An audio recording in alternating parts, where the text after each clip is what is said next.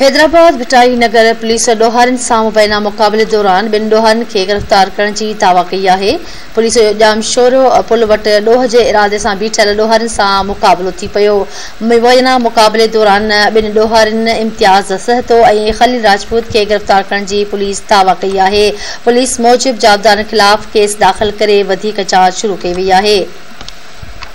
आगाह कयूं पिया। हैदराबाद भिटाई नगर पुलिस ॾोहारनि सां मुबैना मुक़ाबले दौरान ॿिनि ॾोहारनि खे गिरफ़्तार करण जी दावा कई आहे। आगाह कयूं पिया। अहम ख़बर ॾेई रहिया आहियूं। पुलिस जो जामशोरो पुल वटि ॾोह जे इरादे सां बीठल ॾोहारनि सां मुक़ाबलो थी पियो आहे। मुबैना मुक़ाबले दौरान ॿिनि ॾोहारनि इम्तियाज़ सहतो ऐं खलील राजपूत खे पुलिस पारां गिरफ़्तार करण जी दावा कई वई आहे।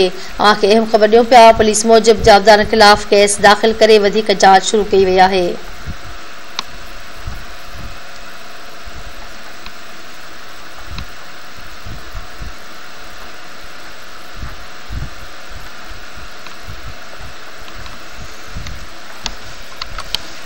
अहम ख़बर ॾियूं पिया। हैदराबाद भिटाई नगर पुलिस ॾोहारनि सां मुबैना मुक़ाबले दौरान ॿिनि ॾोहारनि खे गिरफ़्तार करण जी दावा कई आहे।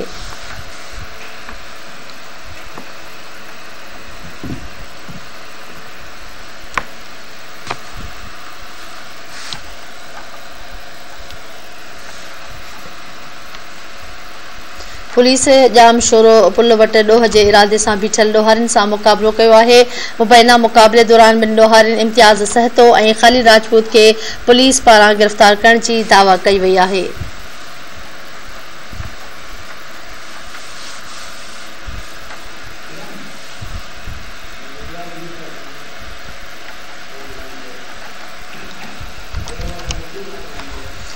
नाज़रीन, हैदराबाद खां दत्त टीवी न्यूज़ जो रिपोर्टर नथुराम लाइन ते मौजूद है। जी नथुराम, क्या तफसील है हवाले से?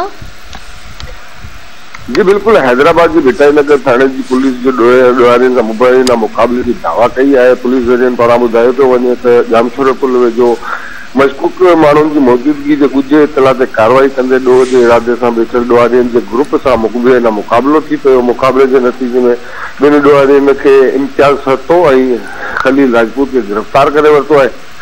जॾहिं त पुलिस पारां दावा कई थी वञे तो इम्तियाज़ सहतो मुक़ाबले दौरान ज़ख़्मी हालत में असायो है। ज़ख़्मी जवाबदार के फौरी इलाज लाइ इस्पताल मुंतकिल कयो वियो।